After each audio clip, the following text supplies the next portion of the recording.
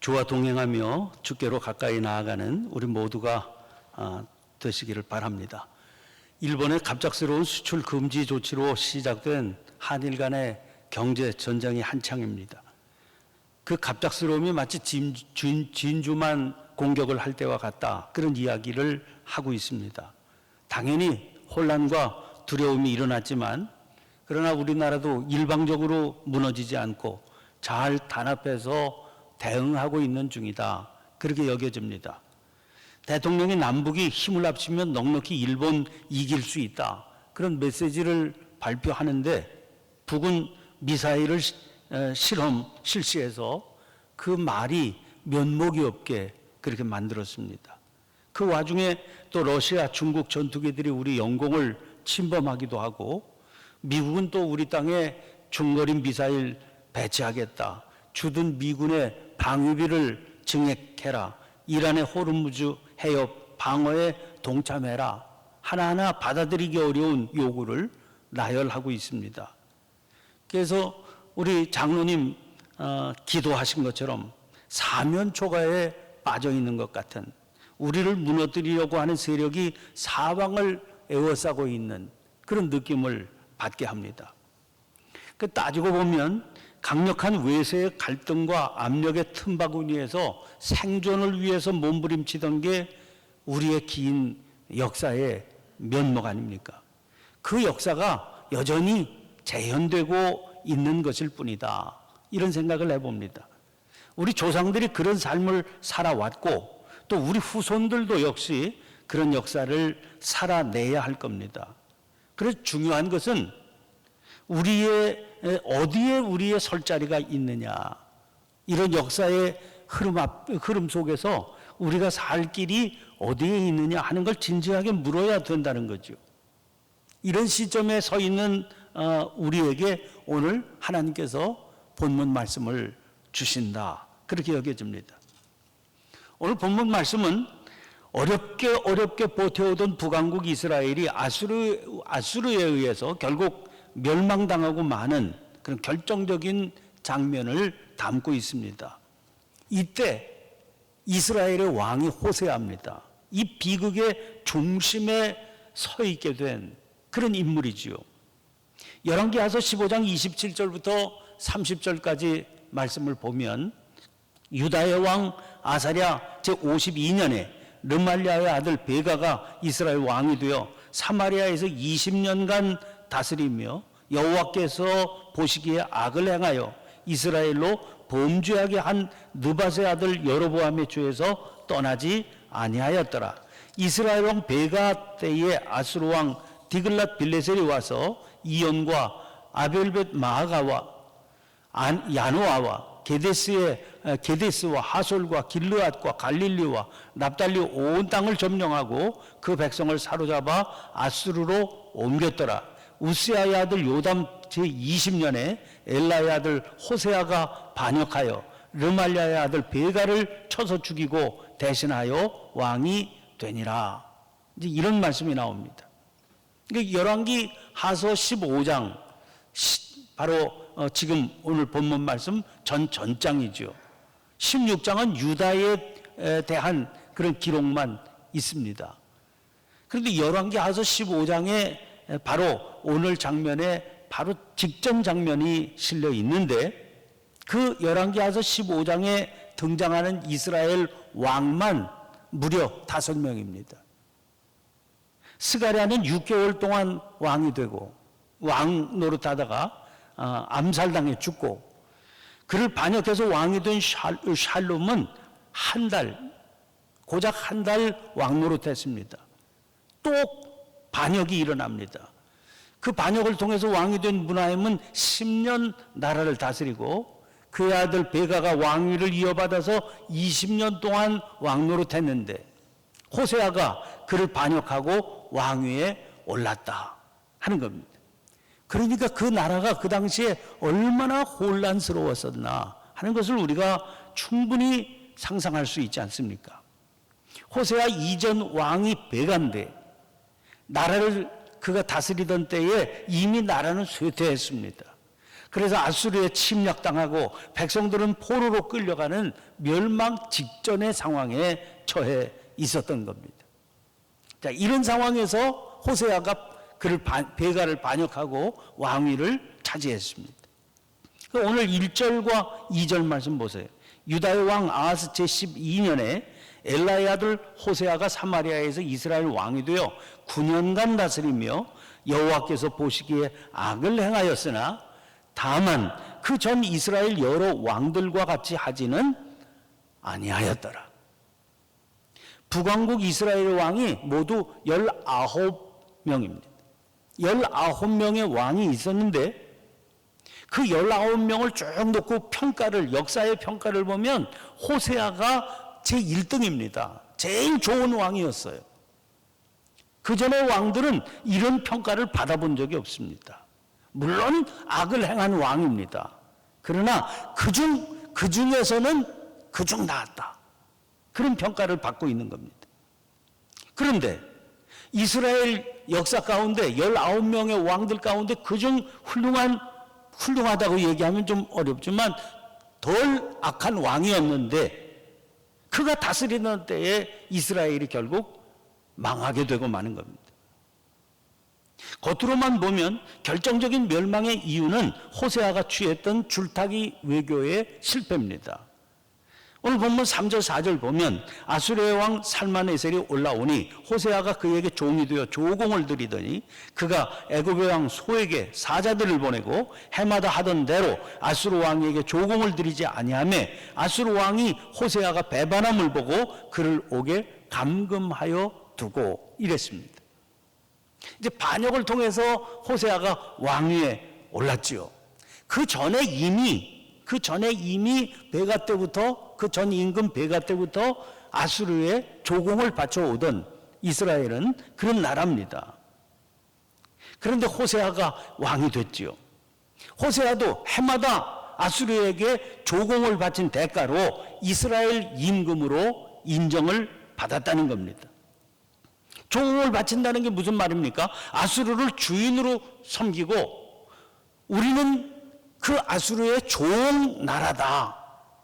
이런 주종 관계의 조약을 체결해서 충성을 다짐했다. 그런 말입니다. 그런데 그 아수르의 왕이었던 디글랏 빌레셀이라고 하는 왕이 죽습니다. 그리고 그 후에 이은 왕으로 살마네셀이라고 하는 왕이 즉위를 하게 됩니다. 그러니까 왕권의 공백이 아수르의 왕권의 공백이 생긴 거지요. 이 틈을 타서 애굽 왕에게 호세아가 사자들을 보냅니다. 그리고 갑자기 어느 해 조공을 바치지 중단한 겁니다. 아마 애굽하고 이제 동맹을 맺었으니 아수르가 우리를 만만히 보지 못할 거다. 왜? 저들이 군사를 일으키면 애굽이 원군을 보내서 그래서 우리를 지켜주지 않겠냐. 이렇게 기대했을 겁니다. 그런데 사실 당시 애굽이라고 하는 나라는 이스라엘까지 원정군을 보내서 아수르를 맞서서 대적할 힘이 없는 나라였거든요. 그래서 이스라엘의 기대와 다르게 결정적인 순간에 군사적인 지원을 하지 못했던 겁니다. 결국 아수르군이 3년 동안이나 사마리아를 포위해서 함락을 시킵니다. 그리고 그 땅을 점령하게 되지요. 그 바람에 이스라엘은 완전히 멸망당해서 역사에서 사라지게 됩니다. 그리고 이제부터 그 땅은 아수르의 한 지방으로 편입되고 이스라엘 백성들, 아수르 쪽에 비문을 조사를 해보니까 그 끌고 간 포로의 숫자가 27,290명이었다.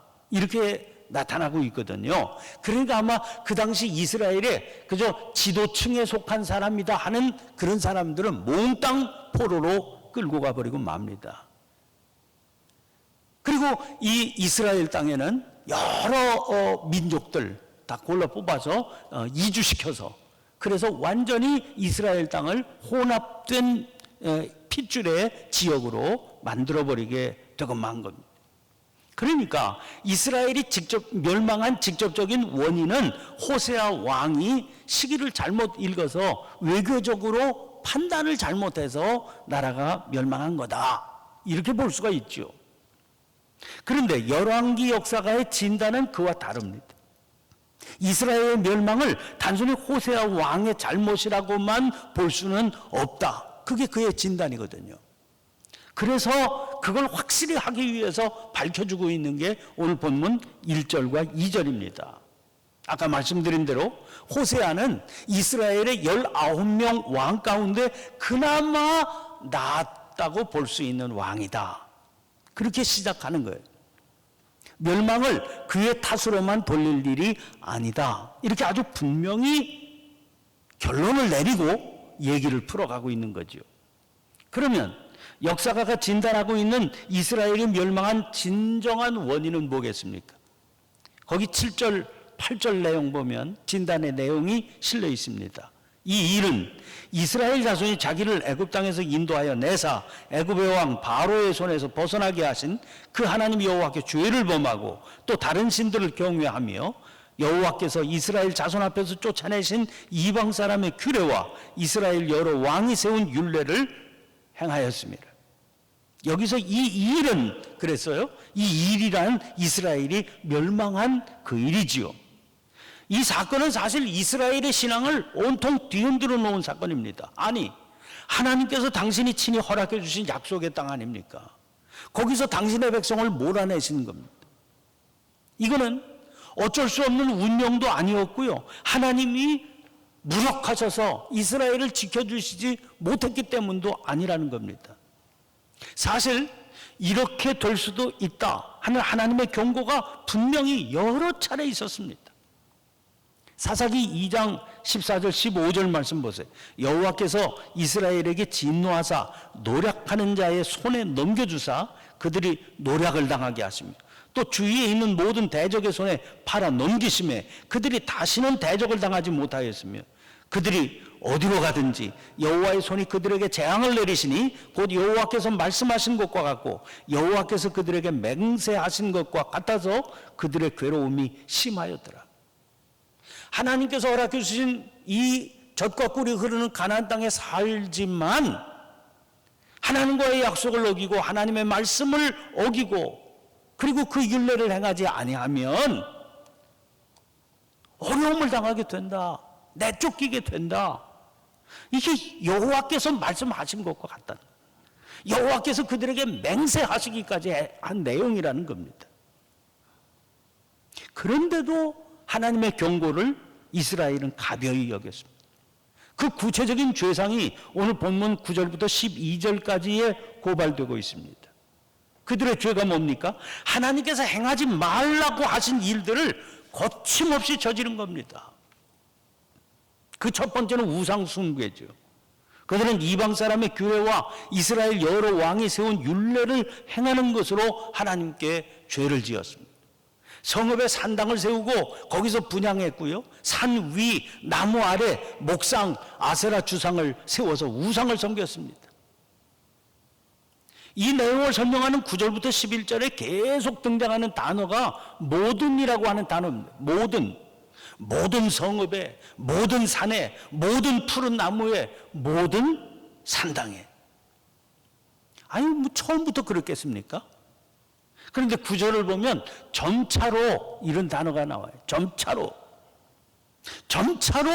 번져가다가 급기야는 모든 자리에 우상 숭배가 자리를 잡게 된 겁니다. 두 번째 죄는 하나님의 말씀을 어긴 겁니다. 이미 오래전에 이스라엘에게 하나님께서는 당신의 율례를 분명히 가르쳐 주셨습니다. 그게 레위기 18장 24절부터 28절입니다. 너희는 이 모든 일로 스스로 더럽히지 말라. 내가 너희 앞에서 쫓아내는 족속들이 이 모든 일로 말미암아 더러워졌고 그 땅도 더러워졌으므로 내가 그 악으로 말미암아 벌하고 그 땅도 스스로 그 주민을 토하여 내느니라. 토하여 낸다고 그랬어요. 그러므로 너희 곧 너희의 동족이나 혹은 너희 중에 거류하는 거류민이나 내 규례와 내 법도를 지키고 이런 가증한 일에 하나라도 행하지 말라. 너희가 전에 있던 그 땅 주민이 이 모든 가증한 일을 행하였고 그 땅도 더러워졌느니라. 너희도 더럽히면 그 땅이 너희가 있기 전 주민을 토함같이 너희를 토할까 하노라. 토한다는 게 뭐예요? 내쫓김을 당한다, 그런 말 아니겠습니까? 어디 그뿐이겠습니까? 오늘 본문 13절 보세요. 여호와께서 각 선지자와 각 선견자를 통하여 이스라엘과 유다에게 지정하여 이르시기를 너희는 돌이켜 너희 악한 길에서 떠나 나의 명령과 율례를 지키되 내가 너희 조상들에게 명령하고 또 내 종 선지자들을 통하여 너희에게 전한 모든 율법대로 행하라 하셨으나. 자꾸 이스라엘이 악을 행하니까 하나님께서 당신의 종들을 계속 보내셔요. 당신의 종들을 통해서 그들의 죄악상을 일깨우고 회개해야 된다, 돌이켜야 된다, 바로 살아야 된다, 수없이 경고하셨죠. 그런데 어떻게 했습니까? 14절을 보면 그들이 듣지 아니하고 그들의 목을 곧게 했다고 그랬습니다. 17절을 보면 여호와 보시기에 악을 행하였다 그랬습니다. 그러니 하나님의 말씀이 이렇게 분명한데 어떻게 그 땅이 그들을 토하여 내지 않을 수 있었겠습니까? 그들이 저지른 악의 목록을 보세요. 16절 하반절부터 17절까지입니다. 두 송아지 형상을 부어 만들고 또 아세라 목상을 만들고 하늘의 1월 성신을 경배하며 또 바알을 섬기고 또 자기 자녀를 불 가운데로 지나가게 하며 복술과 사수를 행하고 스스로 팔려 여호와 보시기에 악을 행하여. 이런 악을 저질렀는데 누가 그런 악을 저지르라고 그들에게 강요한 게 아닙니다. 스스로 팔려 이랬다. 스스로 팔려 여호와 보시기에 악을 행했다. 이런 모습이 하나님을 경노하게 했다 하는 겁니다. 하나님의 말씀을 어기고 우상 숭배한 이스라엘의 죄는 한마디로 여로보암의 죄입니다. 그 여로보암의 죄가 뭡니까? 말씀을 따라 살지 않고 자기 욕망을 따라 산 죄입니다. 그는 백성들이 자기가 만들어 세운 금송아지를 섬기도록 조치하지 않았습니까? 이유는 한 가지예요. 남과 북으로 나라가 갈라졌는데 성전이, 이스라엘 백성들이 하나님을 섬기는 제사를 드리는 성전이 남쪽 유다의 수도인 예루살렘에 있는 겁니다. 그 나라는 다른데 자꾸 자기 백성들이 제사를 드리겠다고 예루살렘으로 가는 거거든요. 그걸 못 보게 해요. 백성들의 마음이 성전이 있는 남왕국으로 향하지 못하게 하려면 어떻게 하면 될까? 그래서 금송아지를 만들어 세우고 예루살렘으로 갈 필요가 없다. 우리 땅에 있는 금송아지 섬기면 된다. 이렇게 만든 거죠. 자기가 원하는 이기적인 욕망을 위해서 하나님의 말씀을 순종하지 않도록 한 겁니다. 이게 여로보암의 죄입니다. 모양은 다르지만 계속해서 그 여로보암의 죄가 이스라엘을 지배하고 있었다는 겁니다. 자, 이제 하나님의 택함받은 백성, 이스라엘 백성 가운데 이스라엘이 멸망당하고 자취도 없이 사라졌습니다. 남은 건 이제 유다 반쪽이지요. 18절 여호와께서 이스라엘에게 심히 노하사 그들을 그 앞에서 제거하시니 오직 유다 지파 외에는 남은 자가 없으니라. 택함받은 이스라엘의 형편이 이 지경이 됐습니다. 이제는 오직 유다 지파 외에는 남은 자가 없게 된 거지요. 그런데 19절 이렇게 시작돼요. 유다도. 유다만 남았는데 유다도 이렇게 시작돼요. 보세요. 19절 20절입니다. 유다도 그들의 하나님 여호와의 명령을 지키지 아니하고 이스라엘 사람들이 만든 관습을 행하였으므로 여호와께서 이스라엘의 온 족속을 버리사 괴롭게 하시며 노략군의 손에 넘기시고 마침내 그의 앞에서 쫓아내시니라. 자, 17장에서 이스라엘이 멸망하고요. 이제 반쪽 남은 유다만 버티고 있는데 이제 열왕기 하서의 마지막이 25장이거든요. 17장부터 25장까지는 남아있는 유다만의 역사입니다. 그 역사의 내용은 뭡니까? 이제 우리가 쭉 읽어 가겠습니다만은 북왕국 이스라엘의 멸망에도 불구하고 그 역사에서 유다도 교훈을 받지 못합니다. 깨달음을 얻지 못합니다. 그래서 계속 이스라엘과 마찬가지의 길을 걷다가 결국은 유다도 바벨론에 의해서 멸망당하고 포로로 끌려가게 되는 그런 역사를 이제 쭉 앞으로 우리가 살펴보게 될 거다. 택함 받은 백성인데 이렇게 하나님 앞에 내침을 받고 하나님께서 허락해 주신 땅인데 그 땅이 그들을 토하여 내고 말았습니다. 여러분, 택함 받은 백성이 사라지게 되고요. 그 구원의 촛대가 이제 신약 시대로 넘어오면서 교회로 오게 된 겁니다.